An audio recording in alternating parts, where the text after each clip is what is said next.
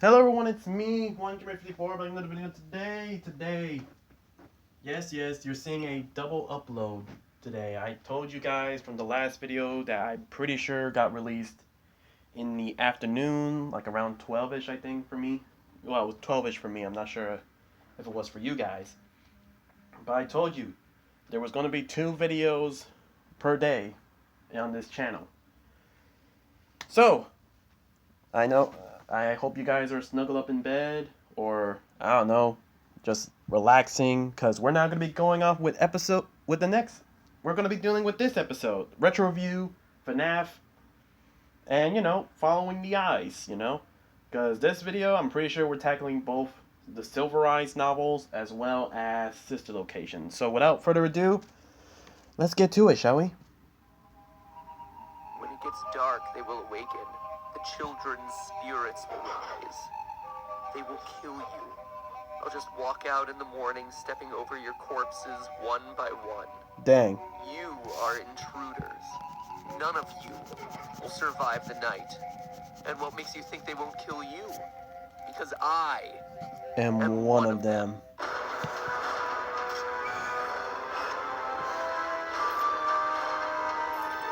Oh yeah, don't forget, we're going to have the Silver Eyes novels being reviewed. Welcome to Game Theory, still available to consult on the FNAF movies storyline. Seriously, Scott, I'll be waiting by the phone because I can practically guarantee I put more collective hours of thought into counting animatronic toes, tracking eye colors, listing out the differences between pizzerias, diners, and rental services, parsing out your phone guy calls, and counting and recounting again the number of dead child carcasses left in your story's wake than literally anyone else out there. Dang. I've even gone so far as to do the unthinkable for these sister location videos. That's right, I reread The Silver Eyes. In an ironic twist, it took longer than the actual game. Now, here I am piecing together this script after, I kid you not, a weekend spent doing nothing but thinking about these games, writing and rewriting timeline after timeline to account for all the nonsensical Easter eggs shoved into this 4-hour experience. And you know the conclusion that I've reached? That your version of events isn't satisfying. What? Any theory I come up with that attempts to bend over backwards and cobble together every line of dialogue, design detail, and character motivation will be overcomplicated at best and inherently flawed at worst. And that's not me admitting defeat. It's a fundamental problem with the series right now. This one just tried too hard to do too many things. You've got elements of the past 4 games mixed in with FNAF World, mixed in with the book, all of which at this point have questionable canonicities, conflicting storylines, and competing dates. Couple that with characters that mimic other characters, characters that lie to you, and characters that may not even exist across the different story threads of the franchise. And it's unclear if this is a continuation of the books, if it's a continuation of the games, or just an outright reboot of some kind. The best analogy I can think of is that it's like the giant human...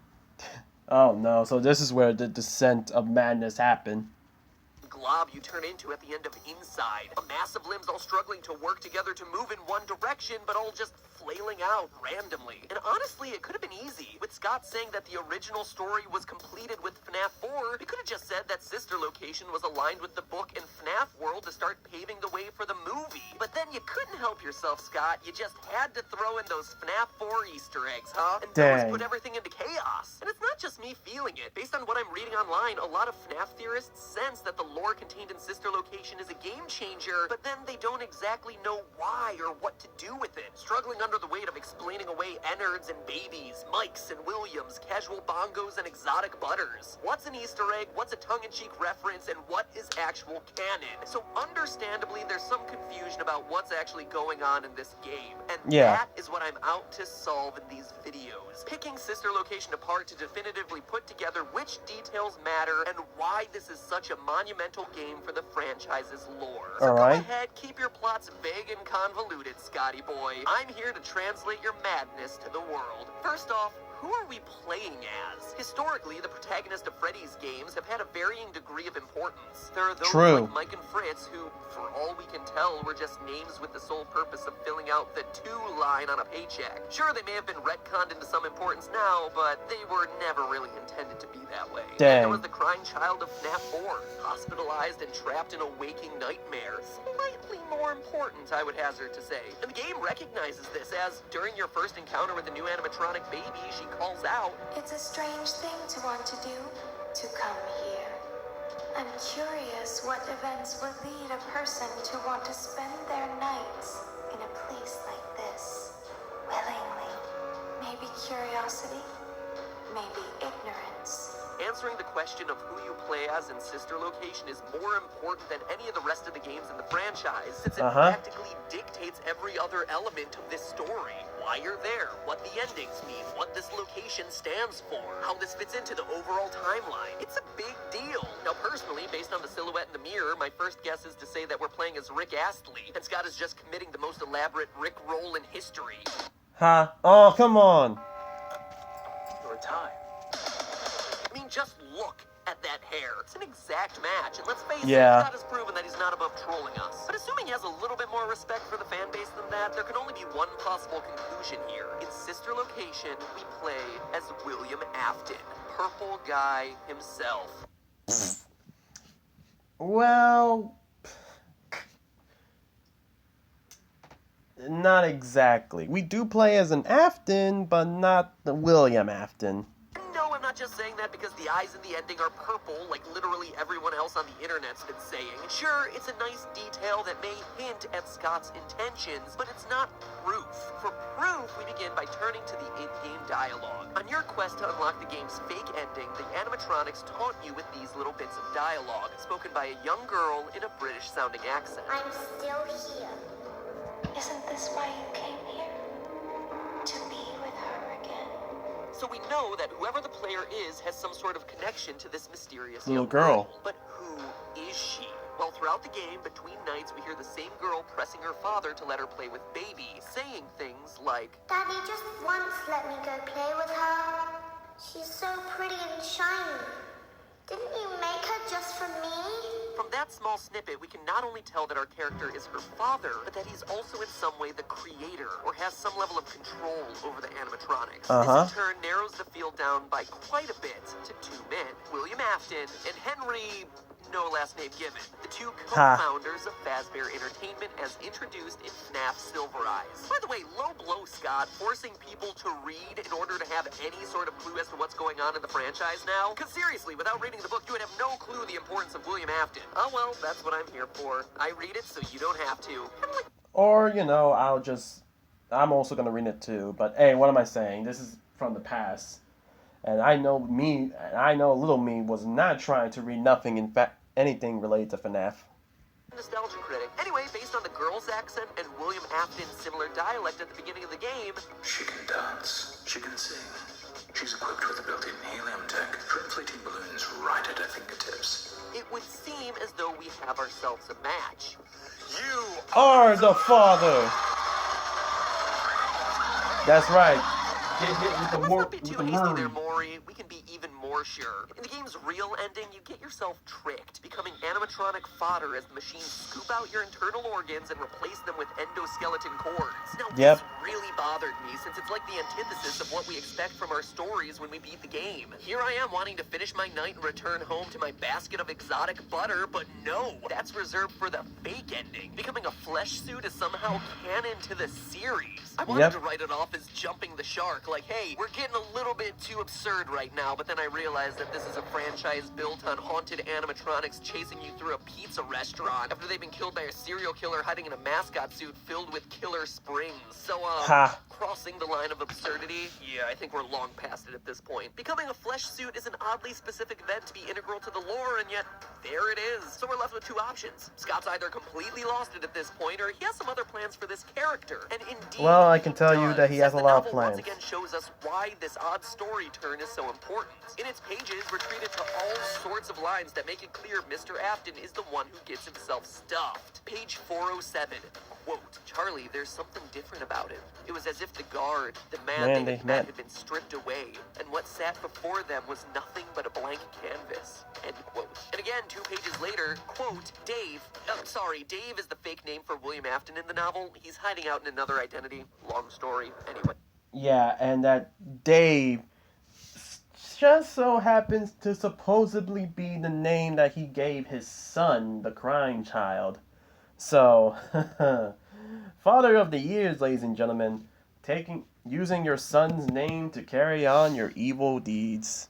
Oh, William, what of a great father you are. Just go with it. Dave's body moved upward, straightening, but the movement was too smooth. He seemed to make no effort, use no muscles, and exert no energy. Dave's eyes opened steadily, glassy, and without emotion, like the robots on the stage outside.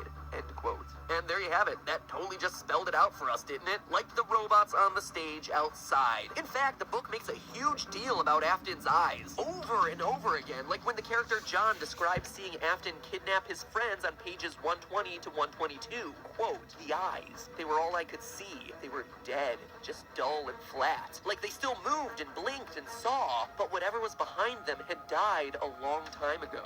End quote. Died a long time ago, huh? you say, like perhaps in an underground murder bunker, doubling as a robotic distribution center, perhaps. Now, real quick, let's pause here and have some real talk to Ennard, Baby, and the gang. Guys, Yeah. we're gonna have a bit of an intervention here. If your goal is to blend in with the outside world and look like us, look like any other human, choosing to go with the purple eyes is not gonna be helping your cause all True. that much. Artificial intelligence, more like artificial idiots. Dang. Do your homework. Humans don't tend to have purple eyes. I mean, seriously, you have a blue-eyed animatronic just waiting to go. Look, there's Foxy. He has brown/orange eyes. Great. Anyway, I digress. Who am I to judge? Maybe we're all just left to assume that Afton walks around in those cool colored contacts. Anyway, it's not just the eyes True. that give away Afton as the animatronic's meat puppet. His overall physicality has undergone a drastic change over the years as well. On page 418, we hear that Afton started off robust and lively, a hefty man who had the ruddy geniality of a financially shrewd Santa Claus. Financially shrewd Santa Claus, huh? No one said the writing of this book was any good. There's clearly a reason Ouch. why only 500 people made it all the way through this book. And I say that because on Amazon Kindle, they actually show you the most popular highlighted sections, and like, they all drop off by midway through the book, so I can only assume that I'm the only person who made it all the way through. The things I Dang. do for you. Anyway, soon after, our financially shrewd Santa Claus is accused of murder. He's released due to no bodies being found, and then he skips town. However, when he comes back, he's a changed person.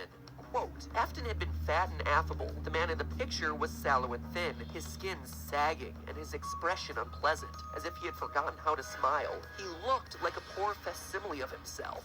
End quote. So when he comes back to town, he's not only lost a ton of weight, but he looks like a poor copy of himself? So that's us reading the subtext of these lines, but you don't even have to read between those lines. Afton tells us directly in the quote I used at the top of this episode. Quote, and what makes you think they won't kill you? John said again. Because I'm one of them, he said. I mean, let's face it, it is hard to argue with that one. He is outright saying he is an animatronic. Yeah. Reading the book the first time, you all assume it's like, oh, he has a kindred spirit with these animatronics because he loves them so much and he dresses as one and this and that. But oh no! Nope. After playing Sister Location, it takes on a whole new meaning. Now, there are two major complaints against the Afton theory. One, that Baby's first lines are, I don't recognize you. You are new. and two, that none of it makes sense if Afton bleeds out in Springtrap in FNAF 3. Uh-huh. There's an easy answer for both of these situations. First, think back to the FNAF world ending, where Desk Guy, who in our last episode we established as Henry No Last Name Given, William Afton's Henry partner in Emily. the Freddy Fazbear's franchise, confesses to building Baby. He's the creator, the one Baby would be most familiar with, and not necessarily Afton. So Baby not recognizing Afton isn't all that much of a stretch. And regarding Purple Guy's death, we see in the book that William is covered in scars. Scars left over from surviving one major round of Springtrap failures. Quote, Dave had been shirtless under the costume, and now his bare chest was clearly visible. His skin was horribly scarred, with raised white lines that scored his flesh in a symmetrical pattern, each Yeah. side of his body mirroring the other. He raised his arms and turned slowly in a circle, giving Carlton ample time to see that the scars were everywhere. Also note that we never actually see Springtrap die in FNAF 3, just collapse into his own pool of blood and shiver there. The light never drains from his eyes. And Silver Eyes shows that it's not only possible, but that William has indeed survived a Springlock failure in the past. So could the Yeah. FNAF 3 incident be the reason he has all those scars in the book? Absolutely. Also, according to the timelines, the events line up. All of the events of Silver Eyes take place in 1995, placing it long after any events that we've seen in the games thus far, with the exception of Fazbear's Fright, which may have been a hallucinogenic dream sequence anyway. So all in all, cool story, bro. We play as Purple Guy in Sister Location. Thank you for selecting Casual Bongos. But why? Ha. What does all this mean for the plot of the game? It actually explains a lot, but from here it also tends to get really complicated, because now we're dipping into the FNAF 4 surveillance footage, FNAF 4 locations being tied to sister location, child experimentation, and the identities of Baby and Ennard. So instead of rushing my way through it to get it all done in time, I'm gonna pause right here and hold all those explanations for the next episode. Now that we know who is playing the game, we need to know why and how it affects the rest of the series as we know it. So click that basket of exotic butter to subscribe and be informed of when the next half of this theory comes out. And in the meantime, listen to these casual bongos and do me a favor and vote. Sister location, yay or nay? Was this the game that you were waiting for, or did it end up under-delivering? Click on one to choose, and I'll let you know next time how y'all voted. And it... Alright, so that's gonna be the video, guys. Thank you guys so much for watching. Make sure you leave a like. Make sure you like the video so I know you guys enjoy. Comment down below what do you guys think. I really do enjoy these retro reviews, and it's like crazy to say the least. But dang, it's crazy to say the least. Like, imagine if William Afton was the protagonist in Sister Location and not Michael Afton. Oh, the story would have changed so much, to say the least. And don't worry. In the second channel, we will be, and Alex the Wolf, we're going to be reading the original novels. That is something I have been planning to do for a while, so we're going to be doing that as well. And subscribe. We're trying to upload daily. This is JuanGamer54, ladies and gentlemen. I'm going to bed. I'm going to bed right now. So, yeah, have a good night. I'm going to bed. Bye.